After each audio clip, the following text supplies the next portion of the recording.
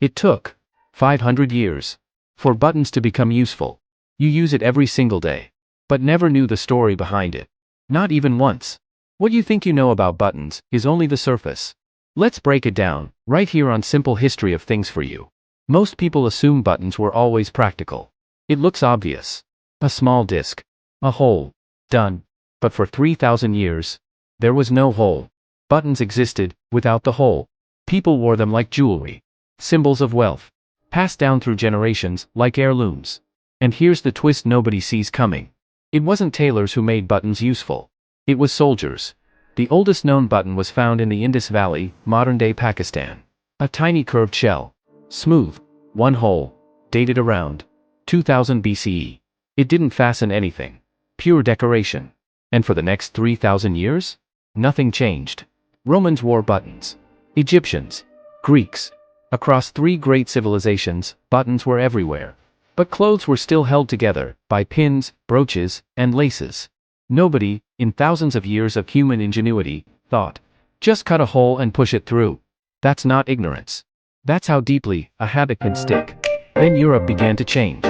Crusaders returned from the Middle East, carrying more than battle stories. They brought new ideas about clothing. Tighter fits. Shaped silhouettes. Garments that followed the body. Suddenly, laces and pins weren't enough. You needed something that could hold a fitted sleeve closed. Something small. Something precise. And finally, the buttonhole appeared. This tiny cut in fabric, so simple it seems obvious now, changed the history of clothing forever. The first button makers guild was established in France. 1250.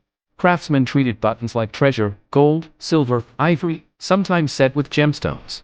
By the 1300s, buttons had become so extravagant that governments stepped in. Sumptuary laws, legal limits on luxury, restricted how many buttons ordinary citizens could wear. Think about that. A law about buttons. King Louis XIV wore coats covered in over 100 jeweled buttons. A button wasn't a fastener. It was a status symbol, as powerful as a crown. Then came the Industrial Revolution. The 1800s. Machines began producing thousands of identical buttons, clean, uniform, practical. 4 holes. Exactly like the ones on your shirt today. For the first time, ordinary people could afford them. Not as ornaments. Not as status. As something finally, simply, useful. And here's a detail most people walk past every morning without noticing. The side your buttons sit on isn't random. Men's shirts, right over left. Women's shirts, left over right. Men historically dressed themselves, right over left was easier for a right hand. Women of status were dressed by servants, left over right was easier for a right-handed helper. A social habit, from the 1400s. Still quietly living on your clothes, today. So what does a button actually teach us? 1. The most useful ideas don't always start that way. The button existed 3,000 years before it became functional. Early versions of things, ideas, skills, businesses, rarely reveal what they can become. 2. Value is not permanent. A button went from jewel, to law, to everyday tool. What's ordinary today, was once extraordinary. 3. The invention was never the problem. The button existed. The buttonhole came later. Innovation is often about connection, not creation. So next time you button your shirt, pause. That small disc on your chest was once a jewel for kings. A symbol of power. Controlled by law. Passed down like treasure. Now it's just ordinary. And maybe that's the biggest lesson of all.